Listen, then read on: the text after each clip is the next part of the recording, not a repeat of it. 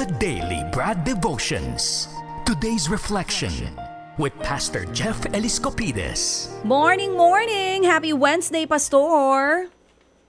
Morning, Ted. Morning, Cha. At congratulations kay Nanay sa ating contestant ngayon. Yun. Alright, Morning. mabuhay at marami po nag-aabang sa atin sa ating po mga suki na ito po ang kinukuhanan po ng inspirasyon and of course devotion. Ito na po siya, si Brad Jeff Eliscopides, ang idol po ng ating mga nakatatanda. Okay. Medyo disimulado, no? Ha? Medyo hindi nakaka-hurt. Ha? Oo. Disimulado ang dating at punong-puno ng paggalang. Of course. Sige, Brad, go ahead. Suwabing suwabe.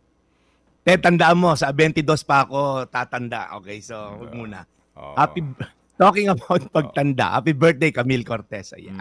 Pero Thank you so much. Brad Jeff, yung birthday mo ay para ding yan, Pasko't Bagong Taon, ha? May selebrasyon? Ted, hala ko parang Pasko rin. May regalong darating galing kay Chacha. Ay, nako, si Chacha pa. Opa, alam nyo na, wala kayong aasahan pa rin kahit 2024 na. Sige. So, Brad, eto na si si Tatay Totoy pala, ang birthday ay Feb 12 at siya ay 86 pa lamang. Wow. Kinaklaro lamang po natin, ha? 86, not 87. Ayaw niya kasing mas matanda doon sa kanyang edad. Kasi nga daw, kung maaari nga, paatras daw eh. Ang bilang, paatras, sabi ni Tatay, walang nagbabawal sa'yo. Wala pong nagbabawal. Next year, 85th birthday mo naman. Sige. Good morning po, Tatay Totoy. Sige, ito na po ang ating The Daily Brad. Go ahead.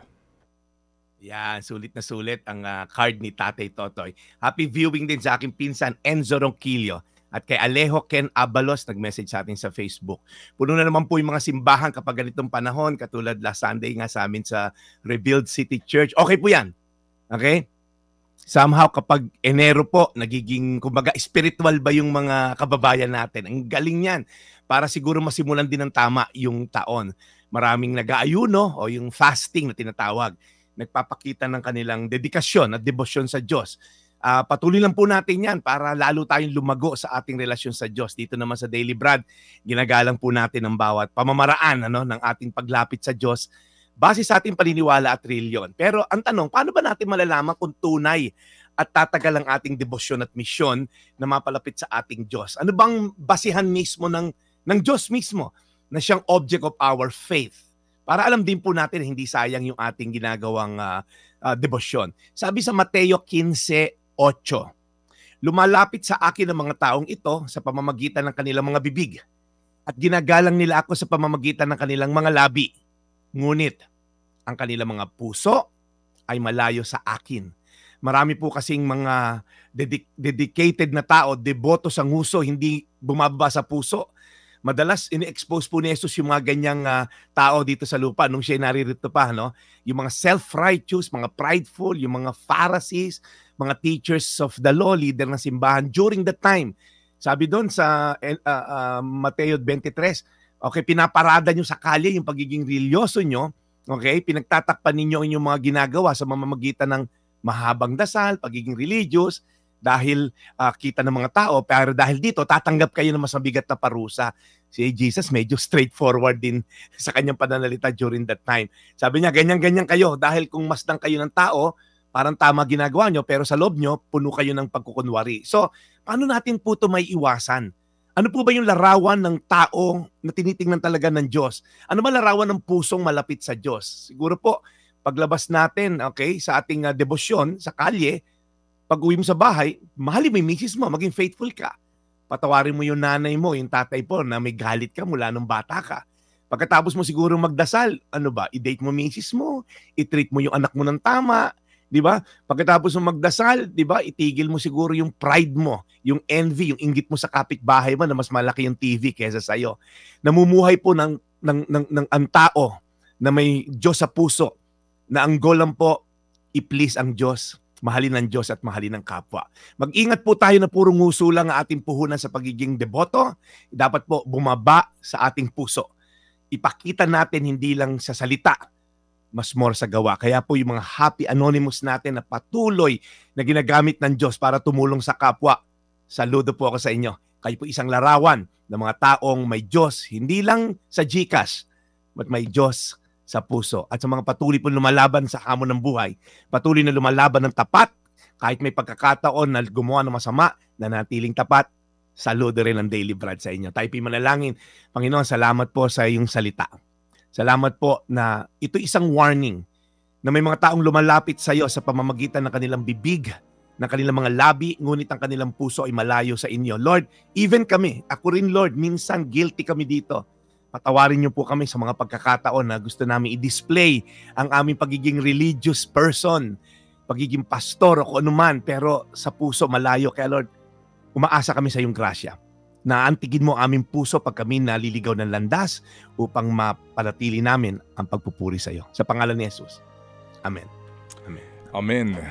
Mahal na Panginoon, alagaan niyo po lagi si Brad Jeff Eliscopides at gabayan po sa kanyang pagmimisyon. Salamat Panginoon sa lahat po ng mga nakikinig po sa amin ngayon na ito po ang inaabangan na bahagi po ng aming programa, ang The Daily Bread. Lord, gabayan niyo po kaming lahat na isa pa rin po sa mga sumusubaybay sa magandang balitang inihahatid lagi ni Brad Jeff.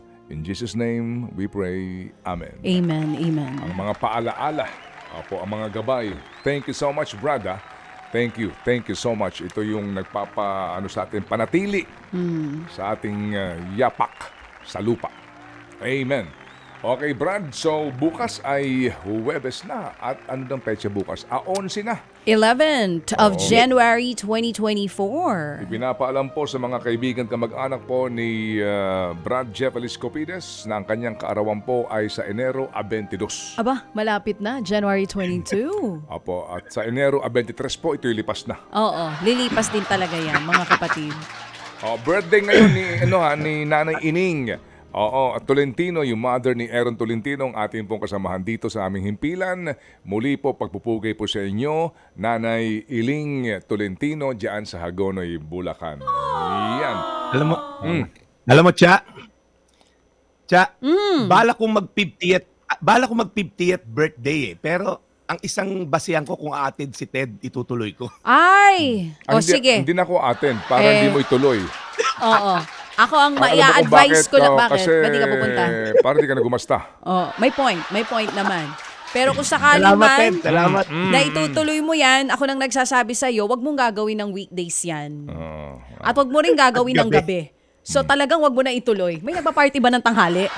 Pwede ba breakfast? Oo. Kung breakfast yan na tanghali, siguradong a-attend si baby boy. Oo. Gusto ko makatipid mga 4 a.m. Cha, para malaman kung talagang may nagmamahal sa akin. Yun ang 4 a.m. Pwede ka ba? Naku, hindi pwede. 4:30, nandito na kasi siya eh. Huwag ng weekday. Basta wag daw weekdays, pastor.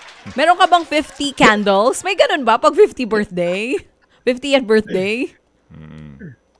Tumatag ka, Cha.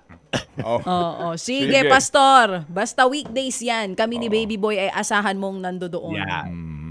Ay, basta weekend. Sorry. Wag lang weekdays yan. Ayan. Alright. Advance happy birthday, Pastor Jeff. Ang dami nitong condition. Wag lang weekdays. Wag lang wag lang linggo. Wag lang linggo. Ganyan ang mga kondisyon ko sa mga racket ko. Si Brad Jeff yan. Ito nga. Yun na nga. Pareho din. Sa mga akin pong pupuntahang mga papiging, kung ano man yan, birthday, anibersaryo. Birthday din today ni Vernon Sarne. Oy. Yan. Ang pagbati po'y galing po naman kay Kuya Al Mendoza. Advance happy birthday. Mabuhay.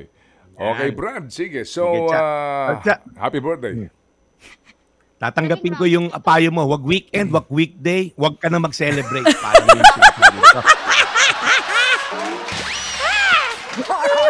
Okay. Hindi. Ang ganda. Nakatipid ako. Importante talaga yung celebration of life. Oo, totoo yun. Yung higit sa lahat. Bakit nung 60 ka, hindi ka nag-celebrate? Hindi ka nagpa-party? Nag-60 na si Ted. Oo. Nung ako'y nag-60th birthday.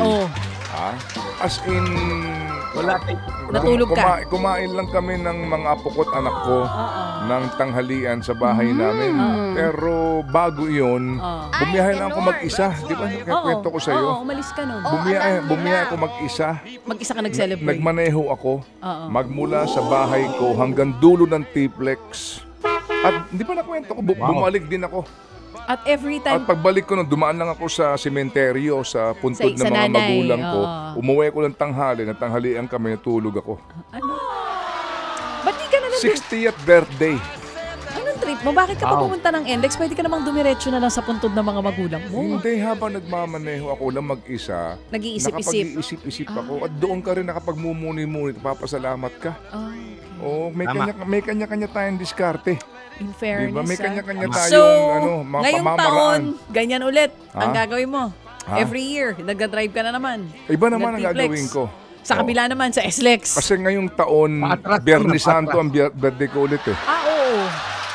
Si Ma'am Tina Monson Palma, Biyernes Santo ang birthday. Oo. March 29, Biyernes Santo. Oo. Wala tayong trabaho. Wala talaga tayong trabaho noon.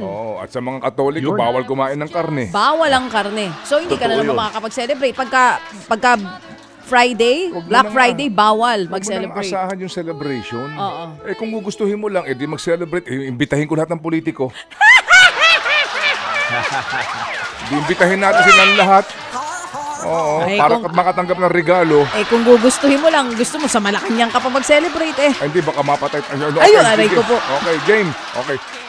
Layo na natin. Layo na natin. Kaya nga, ano ba naman yan? Pastor, happy Wednesday. Advance happy birthday. Sige, thank you so much. Ate Dina Aquino, binati pa ako ng advance happy birthday. Thank you so much.